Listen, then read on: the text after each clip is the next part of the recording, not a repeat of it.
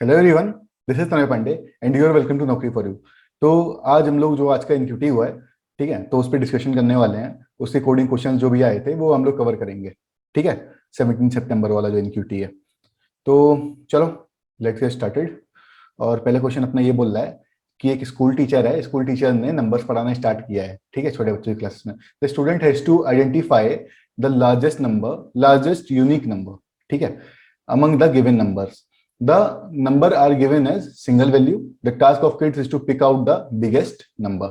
तो छोटे बच्चे हैं, छोटे बच्चों से कहा गया है कि बेटा एक नंबर तुमको दिया जाएगा, उसमें से लार्जेस्ट यूनिक नंबर निकालना। यूनिक नंबर मतलब यार देखो, मेनली अगर हम लोग इसमें बात किया जाए, ठीक है, अगर नंबर सिस्टम की बात कर रहे हैं तो जीरो से 0 1 2 3 4 डेड डेड डेड 9, तो ये सब जो है ये यूनिक ही तो है, ठीक है। यही तो यूनिक नंबर्स हैं, ये यूनिक है। मतलब कि कुछ भी ना रिपीटिशन हो रहा है और एकदम अलग अलग हैं, ठीक है, ये यूनिक नंबर्स हो गए। और बाकी जो नंबर्स होते हैं वो इन्हीं के कॉम्बिनेशन से बनते हैं, ठीक है। तो ये क्या हो गए, दीज आर यूनिक नंबर्स, ठीक। नेक्स्ट इज, तो क्या हम लोग को करना क्या है कि जैसे मान लो हम लोग को इनपुट मिलेगा 102, ठीक है, मान लो ऐसा इनपुट मिला, तो इसमें से हम लोग को देखना है कि लार्जेस्ट नंबर कौन सा है।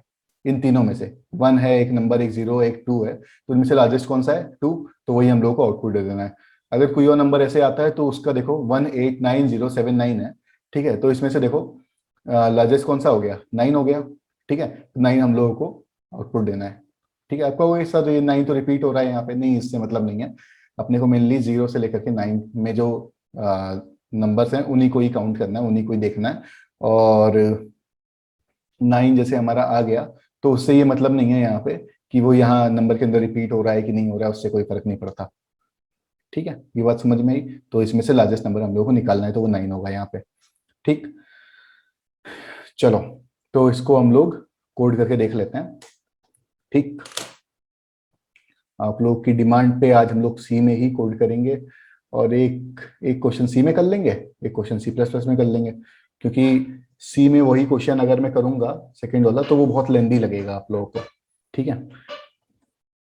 चलो, तो सबसे पहले क्या करना होगा, पहला काम तो यही होता है, stdio.h, इन भैया को बुला लो, ठीक है। नेक्स्ट इज मेन बना लो, ठीक। मेन बनाने के बाद एक मान लो, एक मैंने वेरिएबल डिफाइन कर लिया इंटीजर n, दूसरा मैंने डिफाइन कर लिया r, तीसरा मैंने डिफाइन कर लिया मैक्स, ठीक है। इसमें हम लोग मैक्स नंबर स्टोर करेंगे। नेक्स्ट इज, हमने कहा भैया अब नंबर को बाहर से इनपुट लेने की बारी है, तो इनपुट लिया जाए, कैसे लेते हैं, परसेंटेज डी, हम लोगों को इंटीजर नंबर ही तो इनपुट लेना है, ठीक है, और एन। चलो, वाइल लूप एक चला देंगे। इसमें क्या करेंगे, अगर एन जो है वो ग्रेटर देन 0 है ना, तो उस केस में क्या होगा कि R is equal to N mod 10। मैं पूरा अभी लॉजिक समझाऊंगा लिख करके इसको कि हो क्या रहा है एक्चुअली, ठीक है, तो घबराने वाली कोई बात नहीं है।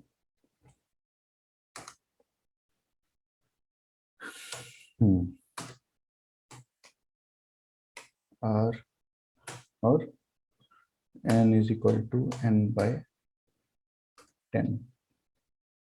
ना हम लोग प्रिंट टेफ कर देंगे, टेफ percentage percentage D comma max number हम लोग को प्रिंट करवाना था, वो हम लोग प्रिंट कर देंगे। Next is return 0। चलो, ये चीज समझ में आ गई। अब समझ में तो नहीं आई होगी, मैं एक बार इस लॉजिक को लिख करके फिर मैं बता देता हूँ, ठीक है। चलो देखो, यहीं लिख लेते हैं, इसमें ही स्लाइड में, और यहीं पर ही मैं समझा देता हूँ। चलो देखो, अपना मेन जो लॉजिक था वो क्या था कि while n is greater than 0, r is equal to n mod 10, ठीक है, if max is less than r, then max is equal to r, ठीक है, और n is equal to n by 10। चलो, तो देखो हो क्या रहा है कि यहाँ पे हम लोग चेक कर रहे हैं कि n जो है वो 0 से बड़ा है कि नहीं है, ठीक है, हर बार चेक करेंगे यहाँ पे, है ना। और उसके बाद देखो, उसके बाद क्या हो रहा है कि N R is equal to N mod 10। अब देखो वो बना लेते हैं ड्राई रन के लिए, क्या क्या वैल्यूज आएंगी कब कब। ठीक है, और मान लो एक बना लेते हैं मैक्स के लिए कॉलम। ठीक है, अब ये समझो कि एन में क्या है, एन में आया था पहली बार में 102। ठीक है, मान लो 102 ही हम लोग लेते हैं। ठीक, अब देखो मैक्स में भी कुछ नहीं है, आर में भी कुछ नहीं है। फिर यहाँ आए, यहाँ पे चेक हुआ, यहाँ पे एन के अंदर 102 है, 102 वो चेक किया, कहा कि भाई क्या जीरो से बड़ा है, हाँ जीरो से तो बड़ा है। तो अगर जीरो से बड़ा है तो उस केस में क्या होगा कि एन मॉड 10 हो जाएगा। अगर एन मॉड 10 होगा तो एन मॉड 10 का मतलब 102 is divided by 10, is divided by 10, और डिवाइड किया, बचा क्या, 2। ठीक है, जो ये 2 बचा, ये 2 10 से तो डिवाइड होगा नहीं, तो ये जो बचा, this will be what, this will be remainder. बोलो हाँ कि ना। ये जो रिमाइंडर होगा, यही हम लोग, अगर हम लोग मॉड लेते हैं तो ये रिमाइंडर ही तो आता है अपने पास। बोलो हाँ कि ना। चलो, तो यहाँ देखो, आर के अंदर क्या आ जाएगा, 2। ठीक है, और उसके बाद फिर ये मान लो यहाँ पे कर लेते हैं इसको 2। ठीक है, यहाँ भी रहने दो, उसी इटरेशन में लिख लेते हैं। और यहाँ पे चेक करिएगा कि मैक्स क्या आर से छोटा है, मैक्स के अंदर तो अभी कुछ भी नहीं है। ठीक है, मैक्स के अंदर क्या हमने डिफाइन किया था, जीरो डिफाइन कर दिया था ना। तो मैक्स के अंदर जीरो है, तो आर के अंदर क्या है, आर के अंदर 2 है, तो मैक्स तो आर से छोटा है। तो अगर छोटा है तो क्या मैक्स के अंदर क्या आ जाएगा, मैक्स के अंदर आ जाएगा 2। और उसके आगे N is equal to N by 10, N is equal to N by 10 मतलब कि 102 को अगर हम लोग 10 से डिवाइड करेंगे, ठीक है, तो कितनी बार में गया, 10 टाइम्स में गया। तो ये जो देखो, अगर हम लोग मॉड करते हैं किसी चीज को तो हम लोग क्या लेते हैं, रिमाइंडर लेते हैं। अगर हम लोग डिवाइड करते हैं, N is equal to N by 10, अगर हम लोग डिवाइड करेंगे तो हम लोग को क्या मिलेगा, ये क्वोशिएंट मिलेगा। ठीक है, तो क्वोशिएंट लेंगे। तो अब एन के अंदर वैल्यू क्या आ गई, अब की बार 10 आ गई।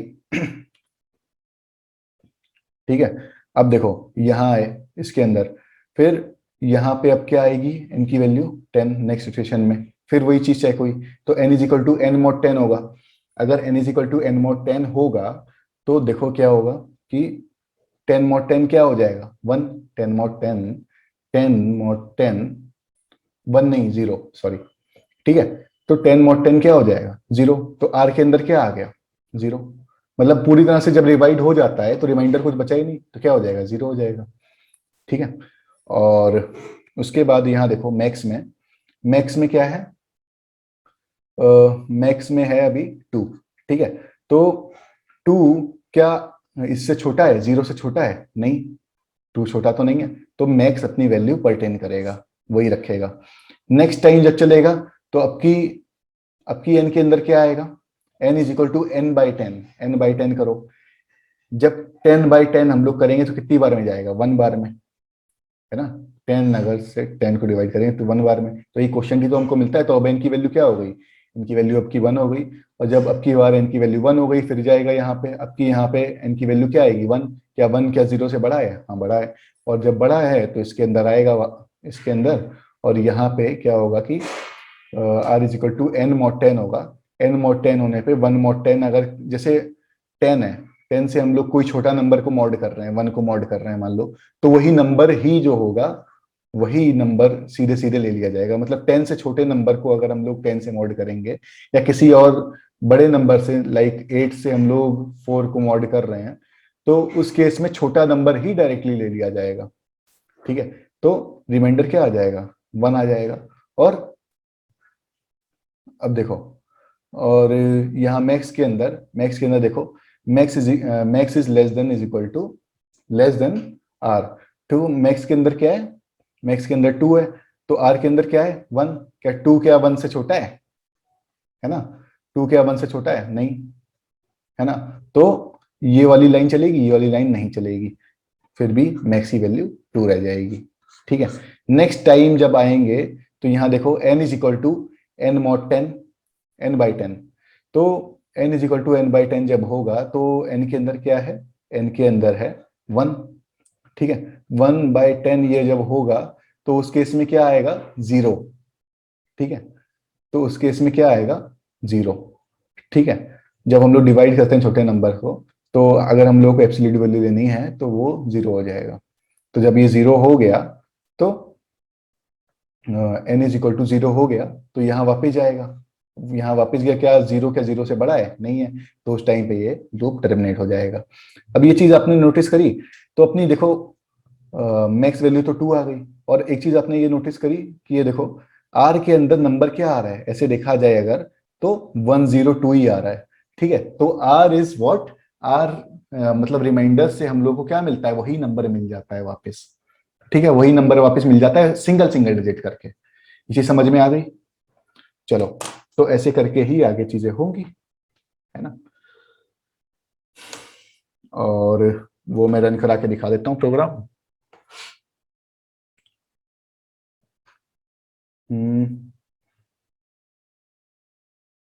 Compilation error is where expected, ये कहीं हम लोगों ने अच्छा यहाँ नहीं लगाया। ठीक है, चलो 102, देखो 2 आ गया। ठीक, चलो अभी इतना समझ आया तो आगे बढ़ते हैं, है ना। नेक्स्ट क्वेश्चन पे आते हैं। चलो, अपना नेक्स्ट क्वेश्चन क्या बोल रहा है कि social distancing of number can be described as difference of two numbers adjacent to it। ठीक है, the difference between each number will be calculated as social distancing value। consider a number n। देखो mainly अपने को यहाँ क्या करना है, सीधे सीधे समझो, सीधे सीधे बात समझो कि जैसे मान लो 1 2 3 4 ये अपना इनपुट है। ठीक है, तो हम लोगों को अगल बगल वाले नंबर्स का क्या निकालना है, कि सब्ट्रैक्ट करना है, एक दूसरे से डिफरेंस निकालना है मेनली। ठीक है, तो अगर 2 बड़ा है 1 से तो 2 माइनस 1, अगर 1 बड़ा है 2 से, है ना, किसी केस में तो होगा नहीं वैसे। अगर यहाँ पे मान लो 3 2 3 4 रहता तो उस केस में 3 माइनस 2 होता, इस केस में 2 माइनस 1 होगा। तो अगल बगल वालों को आपस में सब्ट्रैक्ट करके और लिखते जाना है। तो अगर इस नंबर की बात करते हैं 1 2 3 4 की, तो इसमें देखो क्या होगा कि 2 माइनस 1 क्या हो जाएगा, 1। ठीक है, 3 माइनस 2 क्या हो जाएगा, 1। और 4 माइनस 3 क्या हो जाएगा, 1। ठीक है, वैसे ही ये इस वाले नंबर में भी वही चीज हो रही है। तो अपने को यही करना है मेनली, कि आपस में इन लोगों के क्या निकालने हैं, कि डिफरेंस निकालने हैं। ठीक है, बट एक बात का ध्यान रखना है कि ये नेगेटिव में नहीं आना चाहिए। अगर हम लोग ऐसे ही डायरेक्टली करते हैं कि सेकंड वाले नंबर से फर्स्ट वाले को माइनस करेंगे, सेकंड वाले से फर्स्ट वाले को, तो अगर मान लो ये वाला नंबर है, तो इस वाले में से अगर 2 में से 3 को माइनस करेंगे तो नेगेटिव नेगेटिव आ जाएगा। ठीक है, तो वो चीज का हम लोग को ध्यान रखना होगा। राइट, बात समझ में आई? चलो देन आओ प्रोग्राम करते हैं। ओके, और इसको हम लोग सी प्लस प्लस में कर लेते हैं। ठीक, अब देखो हैश इंक्लूड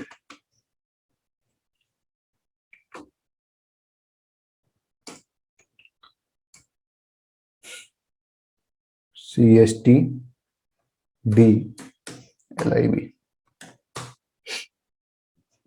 और हैश इंक्लूड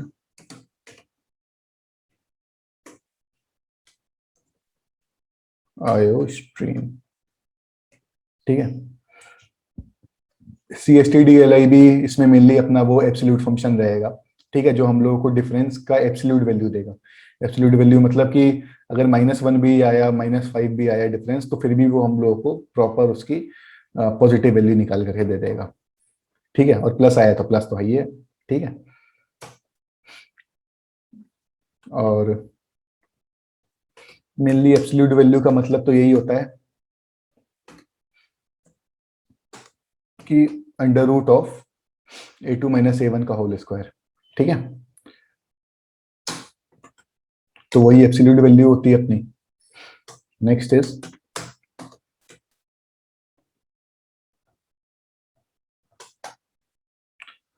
अब कहोगे सर नेम स्पेस क्या है, नेम स्पेस क्यों यूज किए। ठीक है, अभी बताते हैं। तो हमने एक स्ट्रिंग डिफाइन कर लिया और उसे वैल्यू नाम से मान लो डिफाइन किया। फिर गेट लाइन फंक्शन होता है। ठीक है, हम लोग वो स्ट्रिंग को इनपुट करवा रहे हैं। ठीक, next is integer length is equal to value dot length. ठीक है, नाउ हम लोग लूप चला देंगे। अभी मैं समझाता हूं कि हो क्या रहा है।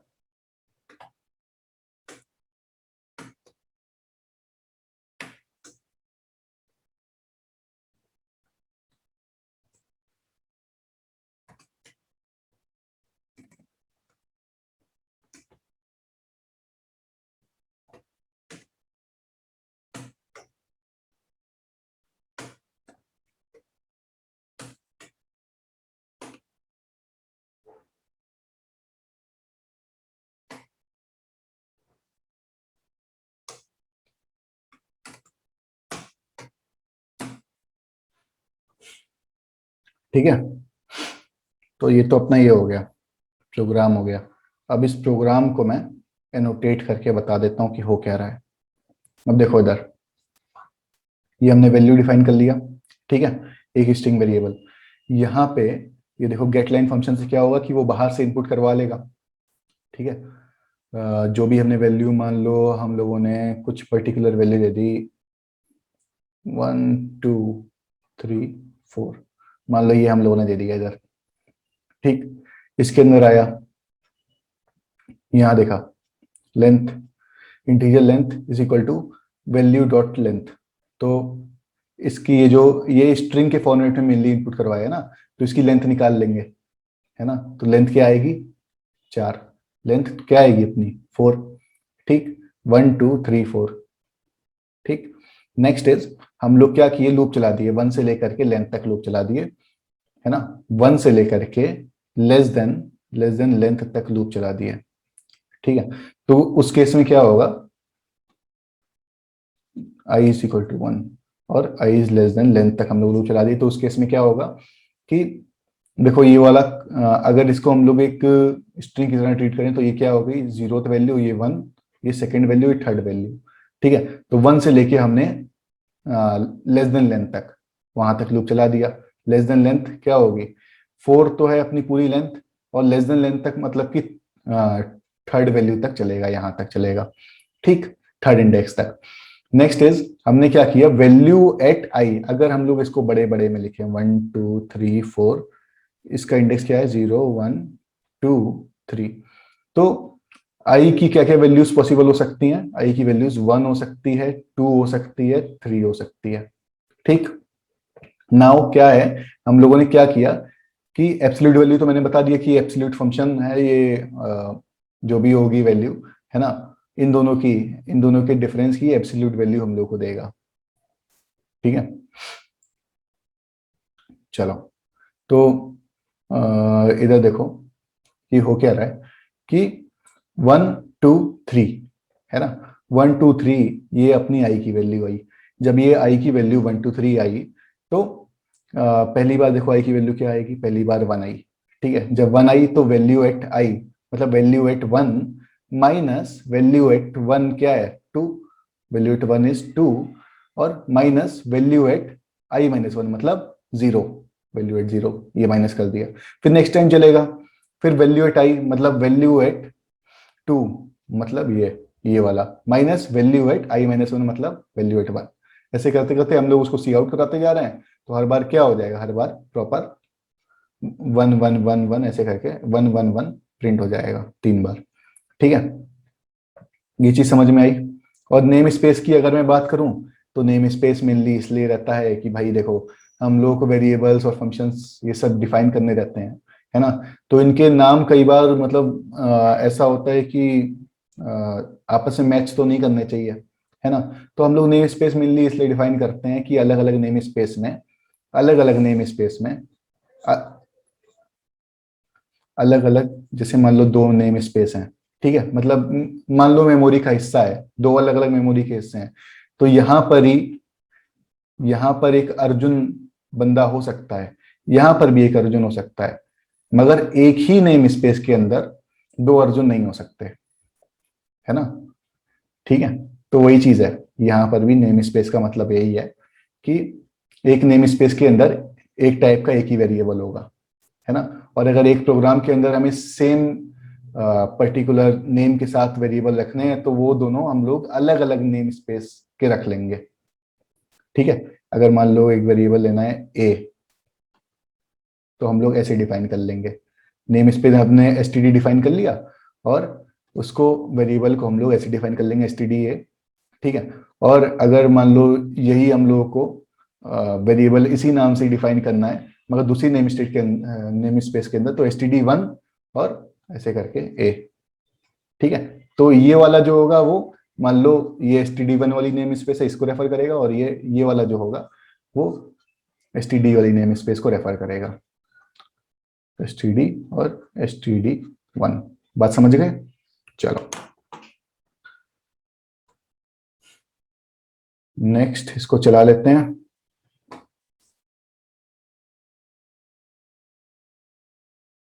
आयो स्ट्रीम, सॉरी, यहाँ ए और लगाना था मुझे, ठीक है।